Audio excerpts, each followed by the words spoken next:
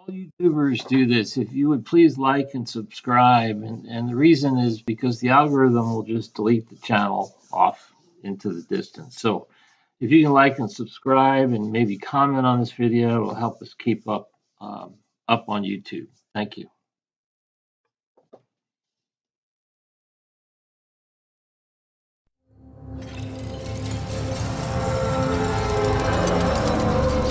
Welcome to Anastasia. The following video on mythological monsters was created by RRM. I'm not sure who that is, but we're going to see if we can poke some holes in it today. Since the beginning of time, human beings have been fascinated, shocked and terrified by monsters. Every civilization of the known world, past and present, all have their own versions of these well-known mythologies. There's the omnipresent dragon, the colossal kraken, or the tempestuous minotaur. Hollywood has embraced some of these creatures and turned them into characters, idols of the silver screen, presenting them in various cinematic blockbusters from around the world. Fortunately, the lore of legendary beasts and creatures hasn't run out of potential prodigies just yet.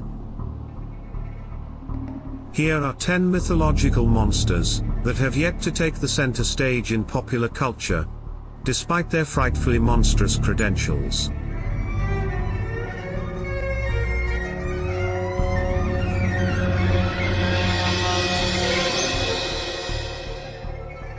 Originating from Inuit mythology, Amarok are a supernatural giant wolf from the barren lands of the Arctic. The Amarok is said to hunt alone, in contrast to the pack tendencies of its much smaller brethren. Many believe the legend of this lone wolf can be traced back to real-time ecological periods, when the untraveled, deep woods were indeed populated by larger varieties of wolves, like the better-known dire wolf. Some have also drawn parallels of this beast with the Wahila giant wolves that supposedly inhabited the northern parts of Canada. The term Amarok, according to famous Danish geologist Dr. Henrik Johannes Rink, pertains to a supernatural monster in the region of Greenland. But other inhabitants from across the Arctic also believed in the Amarok. They too reported it to be a monstrous wolf, greater in size than a human being.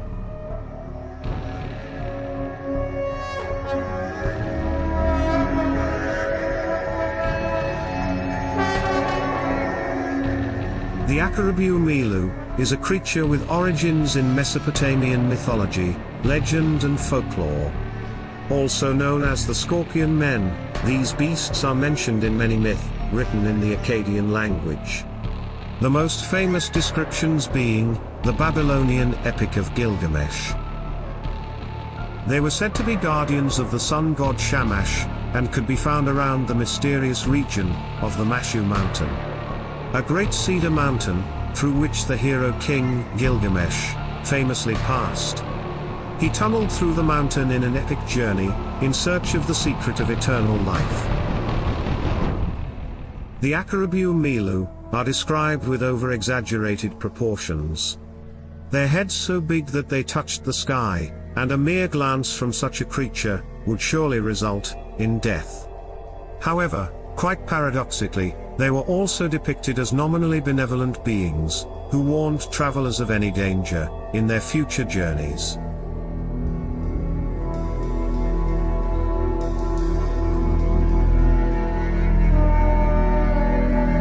Vampires have permeated across time, enveloped in every culture throughout human evolution.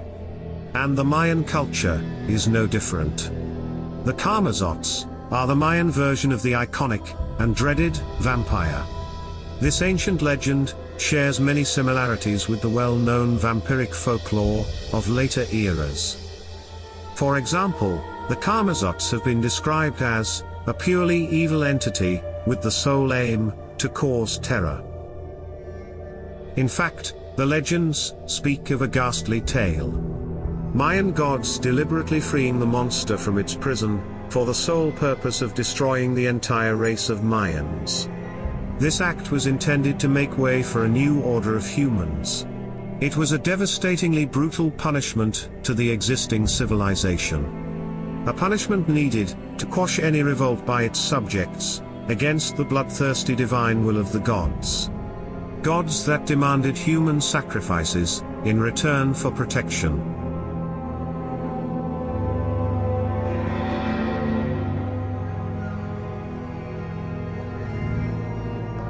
Greek mythological legends have brought us a plethora of fantastical creatures, including some of the most memorable creations, and even some that have been forgotten.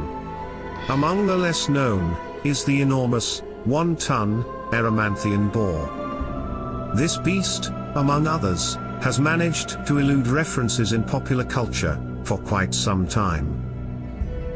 Residing in the vicinity of Mount Erymanthus, the boar was fabled to have sharp and strong canine teeth. Teeth that were used to gore and impale any unfortunate victim who mistakenly wandered into its path. Strangely enough, the Erymanthian boar was considered to be a repugnant form of the Greek god Apollo. Apollo had transformed himself into the monster and set upon Adonis in a fit of jealousy. Apollo was seeking revenge. Revenge for the crime of capturing the eye of Aphrodite. But unfortunately for the ginormous creature, the demigod Hercules successfully captured the boar, as outlined by one of his 12 heroic labors.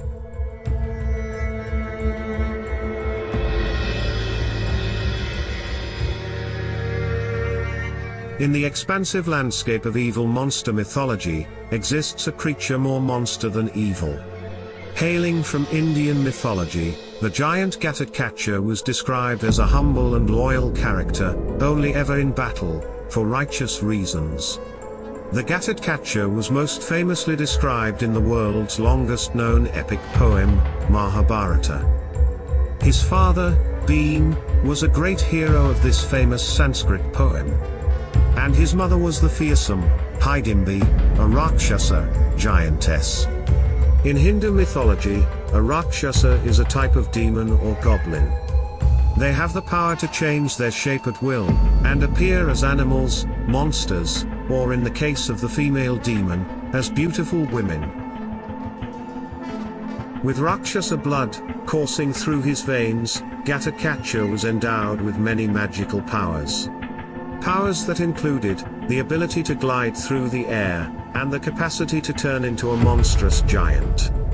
Incidentally, he met his tragic death in his very giant form, at the climactic battle of Kurukshetra. According to the legend, when he was struck down with the divine weapon, he collapsed upon the adjacent soldiers. His massive body simultaneously buried more than 100,000 men, and over 20,000 elephants.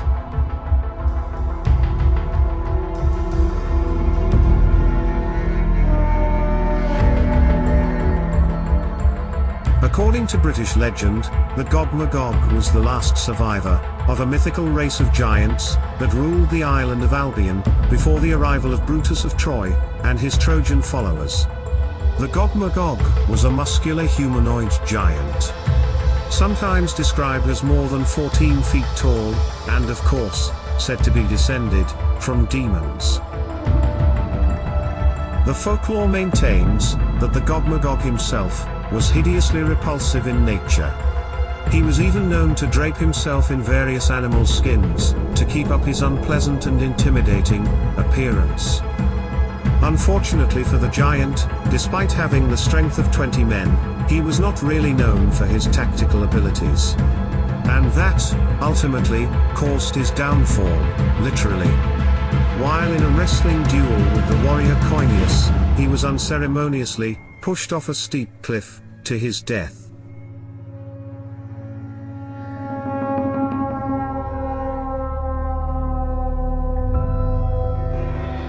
The Hecatoncheires is the collective name given to three monsters: Briareus, Cottus, and Gigis. They were the children of Gaia and Uranus. And they were not only known for their frightful enormity, but also for their ghastly arrangement of 100 arms and 50 heads. Even Uranus was so taken back by their ugliness that he decided to push them back into their mother's womb. On failing to do so, they were subsequently banished to the underworld of Tartarus. However, the Hecatoncheires more than made up for their revolting appearance when they helped the Greek gods in their fight against the Titans, who were also the offspring of Gaia and Uranus. As legend has it, the multi-limbed monsters were very helpful to Zeus during the war, as they were each capable of throwing hundreds of mountain-sized rocks at Zeus's enemies. Thus the Titans were finally defeated and cast into Tartarus, where they were imprisoned. As to the fate of the 100-handers, legend states that they returned to Tartarus to live nearby the bronze gates of the Titans' prison. There, presumably, they took up the position of the Titans' keepers.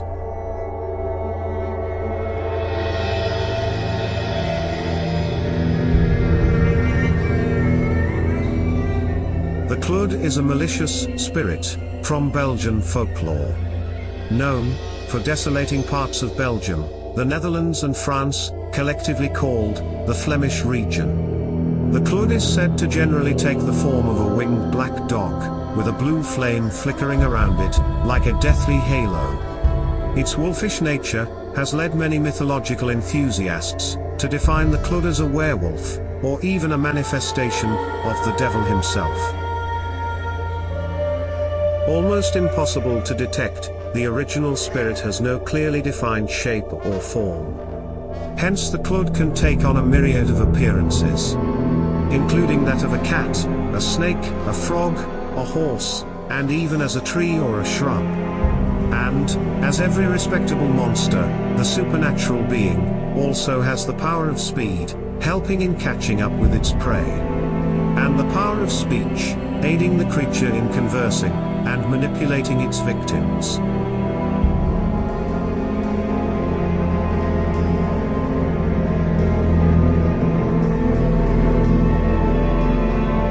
From Norse mythology, the Sleipnir is possibly the fastest monster in the world. It was equipped with 8 enigmatic legs.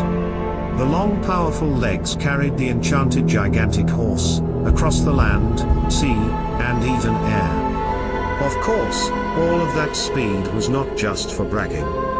Sleipnir is described as Odin's personal mount, enabling him to travel at a blistering speed between Asgard and Earth. Strangely enough, all the super exhilarating strength attributed to the beast came from the magical markings on its teeth. And, in a bizarre discovery, archaeologists have found numerous depictions of an 8-legged horse from an 8th century figure stone. The figure was etched on the island of Gotland, in Sweden.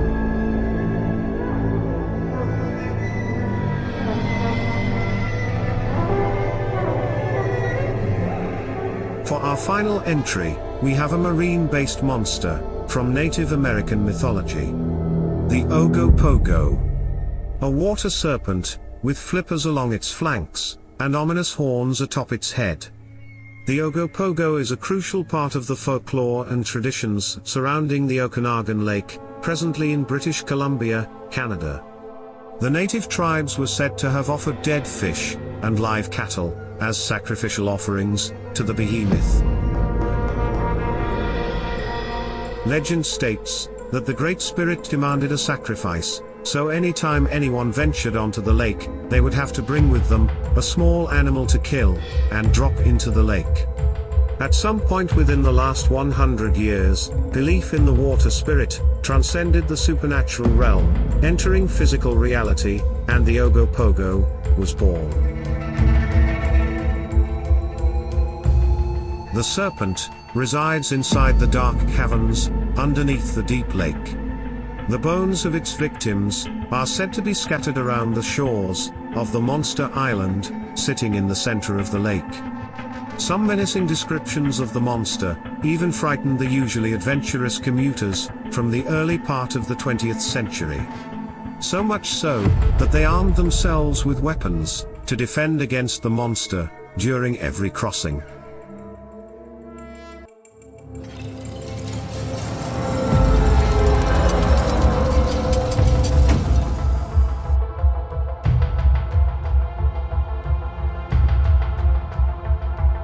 Well, I think the ones that were most interesting to me was the one in Flanders, the eight-legged horse, and the Ogopogo, which is a very strong story from Native Americans in both Canada and the US. So those are the three that sort of stood out to me. Hinduism is full of demons, spirits, and all kinds of crazy monsters. So that's an easy one to go figure out. But the Flanders, the eight-legged horse, and the Ogopogo were the ones that were most interesting.